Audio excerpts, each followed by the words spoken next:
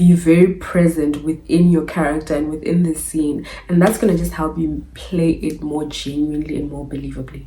Is believably a word? It feels like a word. I don't know, I just made up a word if it's not a word.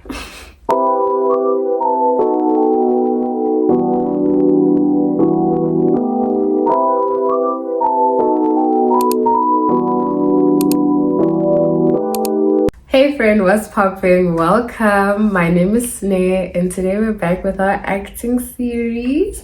Today's episode is going to be a two-part series that I'm going to do this week and next week. So part one, we're going to be talking about how to get in character as an actor. But before we start, we can't start bringing out the juicy information before you subscribe, friend. No, we're not going to do that. Subscribe. You better subscribe. Stop looking at me and subscribe. Okay? Subscribe. Did you subscribe? You're too kind. So one of the most important requirements as an actor when you're playing a character is to be able to get in and stay within the character. So we all know by now, we've mentioned this many times, that in order for you to become a good actor or to pull off a good performance is to stop acting. You need to stop acting and start reacting. So in your scene, you have to be doing things as your character. You're not supposed to be doing things as an actor who's playing a character, right? We're supposed to be able to see that character in you, almost as if like you disappear and the character comes out to life. Do you understand what I'm saying?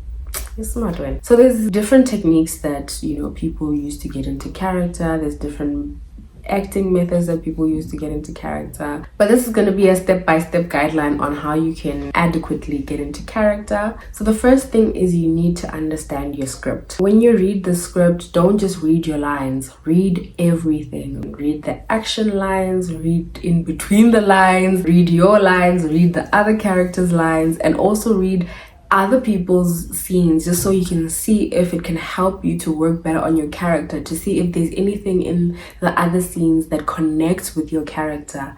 And maybe like there's something in a different scene that influences your character's reaction to something. It could also help with backstory. Something that is part of your character's backstory could be mentioned in a different scene. That could help you better to interpret the character. So you need to understand your story arc. You need to understand the themes of the story and how your character fits into all of those things. So understanding that is gonna help you to understand who your character is and how to better portray them. It's also going to help you identify objectives, obstacles, and tactics. This is what your character's goal is, what's standing in the way of them achieving their goals, and how they achieve their goals, or how they try to achieve their goals. So that also is going to help you to understand how to play this character, why this character does these things that they do, and how you can portray that and bring that to life. Number two is to build a backstory. The writer is not always going to give you every aspect of the backstory, so sometimes you need to just kind of make it up as you go. You need to create a detailed history of your character. Where are they from? How did they grow up? What was their favorite food growing up? What is their favorite color? What childhood memories did they have? Where did they go to school? Did they like school? What was their favorite subject in school? Why was their favorite subject in school mathematics, for example? Take what you are given and create something from that. If this is a person who is a psychologist, go do your research. Why do people go into psychology? What kind of hobbies do they have? What kind of interests do they have? Build that and give your character those interests. It can be very useful to do research about, people's behavior. Also just, try to go and find people who are like your character, see how they behave, how they live life. Try to, get inspiration from that. Also, just use your imagination. What kind of decisions do you want to make for this character? How do you feel like you can make this character's story come to life? Number three is emotional access. Use your own memories, your own experiences, your own imagination to tap into those characters' feelings. If you're playing a scene where your character is going through a lot of hardship if they're going through a lot of sadness, anger, go back to a time where you were feeling those emotions. Try to use those feelings and those experiences to bring your character to life. Allow yourself to feel those feelings when you're going through your scene, but then don't force yourself to have emotions. Just, build circumstances that allow those emotions to come out naturally. Think about a time where you were feeling a certain way and kind of try to find a way to fit it into your character and your lines and how your character expresses themselves.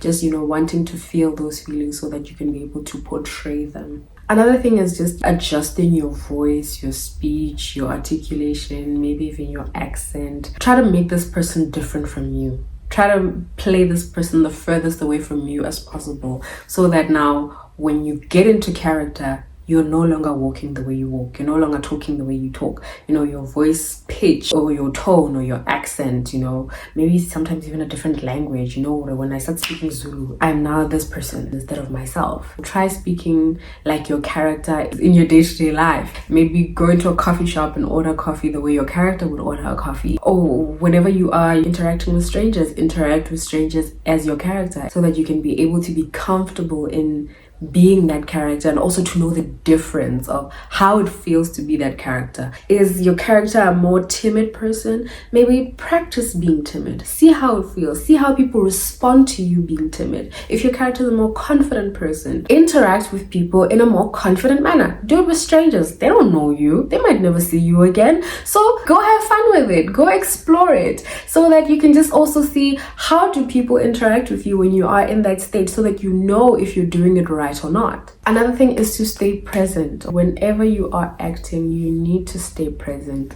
Like I said before, time and time again, acting is reacting. In order for you to act properly, you need to be paying attention to what is going on in your surrounding on set. You need to be listening to what the other character is saying, and you need to respond accordingly. Don't focus too much on getting it right, but focus on getting a genuine response, right? So almost go into it as if you don't know what you're going to say. Obviously, you know the lines, you have the lines in your head, you know how to respond, but go into it as if you don't know how to respond, as if the line that the other actor is saying to you is you're hearing it for the first time. Make sure that you are present and you listen and you pay attention to your surrounding, and do that as your character, right? So you're going to be reacting as your character. You're going to still be present in that character that we spoke about earlier of, whether you're confident or timid or whatever.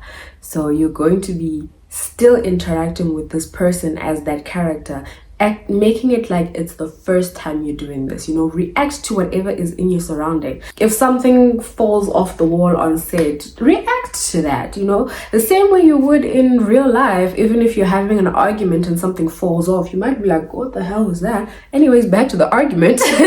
You understand what I'm saying? So yeah, be very aware of your surroundings and be very present within your character and within the scene, and that's going to just help you play it more genuinely and more believably. Is believably a word? It feels like a word. I don't know, I just made up a word if it's not a word. Next thing you need to do is use acting techniques. Techniques like Chekhov, Stanislavski, Meisner techniques are going to help you to better build your character. The questions that they ask you, Mama, who are you? Why are you doing this? What is your tactic? What is your obstacle? All of that. They are going to help you to better understand your character. You cannot play a character if you do not understand this character. So use these techniques to better understand your characters. And if you guys want more in-depth videos on these techniques, like if you want me to do a video just basically explaining how to use Stanislavski, Meisner, Chekhov, please comment below and I will do that for you guys, okay? Because I love you. The next thing is repetition. The first time you do your scene, the first time you act out your scene, the first time you play this character or say your lines should not be when they roll the cameras on set. Do you understand what I'm saying? You need to practice at home, practice when you get on set, practice right before you start your scene, and then practice with a director, and then do the scene. So the first time you do your scene must not be on set. I beg of you, please rehearse and rehearse time and time again. Make sure that you are getting these scenes, you are getting this character in this body language, the tone, the pitch, the voice, everything before you go on set. Please, I'm begging you, okay? It's just gonna make you a better actor. It's gonna make you more comfortable once you get to on set. It's gonna just make things easier for you. The last thing is to relax. You're not going to play your character nicely if you're not relaxed. You're constantly going to be thinking about the lines. You're constantly going to be thinking about how you look. You're going to be overthinking about, does my voice sound good? Is this my good side? So like, you need to just be present in the character and just relax. And if you're going to be doing all of these steps that I'm telling you, it's going to help you to relax because you know what you're doing.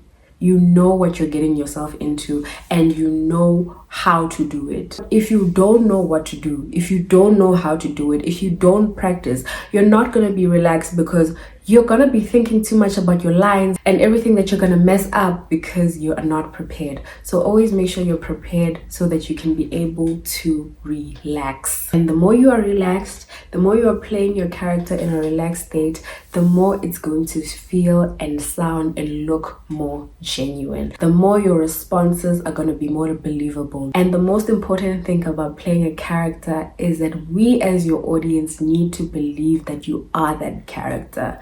We as your audience need to be looking at you playing this character and just see the character and not you. We need to be able to believe that you are that character and you are feeling those feelings and you're saying those words and you mean them genuinely. So next week we are going to be talking about how to get out of character. The same way it is difficult to get into character, once you're in, you might have some trouble getting out. So next week we're going to be talking about how to get out of character, and you're gonna want to stay tuned in because you don't want to stay in your character. You don't want to now start being the character in real life and kind of start to lose yourself. So tune in next week where we're going to be talking about how to get out of character. I hope this video was informative and it's going to help you on your acting journey. Thank you so much for watching.